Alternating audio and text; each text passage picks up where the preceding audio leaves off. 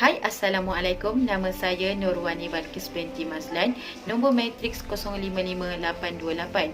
Hari ini saya akan menerangkan tentang pengenalan bagi kajian kami, iaitu budi bahasa budaya kita, tabiat mencarut dalam kalangan pelajar. Budi bahasa menurut Kamus Dewan edisi kedua ialah adat sopan santun dan kebudayaan. Manakala budaya ialah tamadun, peradaban, tingkah laku yang dimiliki sesuatu masyarakat atau bangsa, membudaya menjadi kebiasaan atau kelaziman. Seterusnya, menurut Kamus Dewan edisi keempat, carut ialah perkataan yang keji dan kotor serta perkataan hamun dan maki. Manakala menurut Yusuf ialah mencarut ialah perbuatan memaki-maki atau pengeluaran kata-kata kesat yang bertujuan untuk memuaskan hati dan melepaskan rasa geram. Terdapat dua objektif bagi kajian kami, iaitu pertama, memberi kesedaran tentang kesan penggunaan bahasa kurang sopan dalam kehidupan masyarakat, dan yang kedua, mengubah cara berkomunikasi dalam kalangan pelajar. Assalamualaikum, nama saya Nurul Hana Afifah, nombor matriks 055135. Bagi perancangan tugasan dan gerak kerja, ketua kumpulan akan menyenaraikan senarai tugasan dan ahli kumpulan lain akan mengisi nama mereka pada bahagian tugasan. Kemudian, tarikh akhir penyerahan tugasan akan diberi supaya ahli kumpulan dapat menyiapkan dan menghantar tugasan tepat pada waktunya. Seperti yang dapat dilihat di belakang saya merupakan cartagan bagi kumpulan kami. Tarikh-tarikh yang diberi merupakan tarikh akhir penyerahan tugasan masing-masing. Bagi pengalaman sepanjang menjalankan projek ini, ada bahasan surutnya. Ada yang mudah dan ada yang sukar. Bagi sesi temu bual, agak mudah bagi kumpulan kami untuk mencari pena jemputan memandangkan beliau merupakan kenalan rapat salah seorang ahli kumpulan kami.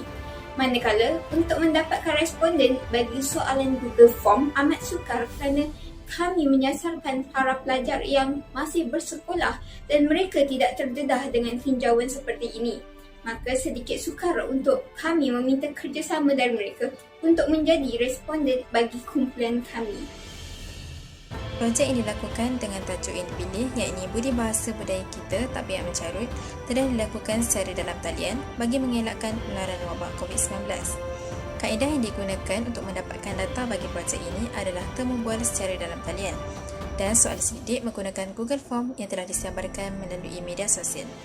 Temu bual tersebut telah dilakukan bersama Encik Zakaria bin Mansur, iaitu seorang guru dari Sekolah Kebangsaan Pulau Serai, dengan tujuan untuk mendapatkan maklumat tentang tabiat mencarut dalam kalangan pelajar dari segi perspektif dan pengalaman beliau sebagai seorang guru. Manakala, kaedah soal sindik dilakukan untuk memperoleh maklumat tentang tabiat mencarut dalam kalangan masyarakat. Kaedah yang dipilih sesuai dengan kaedah pembelajaran norma baru, iaitu secara dalam talian seperti yang telah disarankan oleh pihak Kementerian Pengajian Tinggi dan Kementerian Kesihatan Malaysia bagi mengelakkan risiko jangkitan wabak.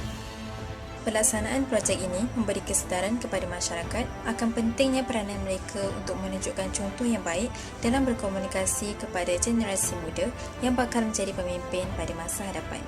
Nama saya Nur Atika Izzati binti Anwar dan nombor matrik 054640. Projek kajian kumpulan kami banyak memberi input kepada diri saya dan juga masyarakat. Antara input kepada diri ialah kami dapat tahu pelbagai keburukan mencarut kepada seseorang individu. Contohnya, ia boleh merosakkan hubungan antara satu sama lain apabila berlaku masalah komunikasi yang menyebabkan seseorang itu terasa dengan perkataan yang kita sebut. Selain itu, berdasarkan kaji selidik dan temu bual, kami mendapati banyak informasi seperti pengalaman guru dan ibu bapa. Kajian kami juga sedikit sebanyak menyumbang kepada masyarakat dengan memberi kesedaran tentang keburukan budaya mencarut yang telah diamalkan sejak zaman persekolahan lagi. Melalui temu bual bersama guru yang berpengalaman, kami juga dapati bahawa bukan sahaja ibu bapa yang mempunyai peranan penting dalam mempengaruhi penggunaan bahasa anak-anak. Malah, guru-guru, ahli keluarga, rakan sebaya serta kebebasan penggunaan gadget merupakan pengaruh yang besar dalam komunikasi seharian anak-anak. Jika semua pihak memainkan peranan masing-masing dengan baik, kita dapat memulihkan kembali penggunaan bahasa generasi muda ke arah yang lebih sopan dan berhemah. Kerana Bahasa dan budaya melambangkan kepribadian sesebuah bangsa dan negara. Tak dapat disangka lagi bahawa pelajar sering menggunakan bahasa carutan dalam kehidupan seharian. Bahkan ia telah menjadi tabiat bagi sebahagian besar daripada mereka.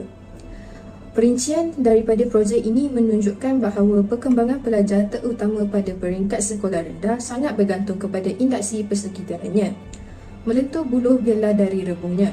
Ibu bapa haruslah memainkan peranan untuk menjadi contoh yang baik kepada anak-anak mereka. Kerana kanak-kanak yang berusia seawal 3 ke 5 tahun sudah pandai untuk bercakap secara spontan mengikut gaya bahasa ibu bapa atau orang sekelilingnya. Jika perkara ini tidak dibendung seawal mungkin, maka bahasa carutan ini akan menjadi tabiat kepada mereka kelak. Ibu bapa juga perlu memantau aktiviti anak-anak mereka di ruang cyber maupun di dunia realiti. Hal ini kerana tabiat mencarut ini juga terbentuk jika seseorang pelajar itu tidak dipantau atau ditegur oleh ibu bapa mereka. Pihak sekolah pula perlu menegur dan mengambil tindakan sewajarnya untuk mengelakkan tabiat ini daripada berlaku. Akhir sekali, pihak kerajaan perlu mengambil inisiatif yang berkesan untuk membendung tabiat ini daripada menjadi lebih parah. Contohnya, pihak kerajaan boleh membuat kempen melalui subjek sivik dan kewarganegaraan untuk mendidik para pelajar tentang keburukan tabiat mencarut ini. Harapan kami adalah untuk memberi kesedaran tentang tabiat mencarut di kalangan pelajar supaya langkah-langkah yang proaktif boleh dilaksanakan untuk membendung tabiat ini. Hal ini demikian kerana pelajar merupakan bakal pembentuk dan pembangun negara di masa hadapan. Tuntasnya, semua pihak perlulah berganding bahu untuk menyelesaikan perkara ini dan tidak menunding jari kepada pihak yang lain.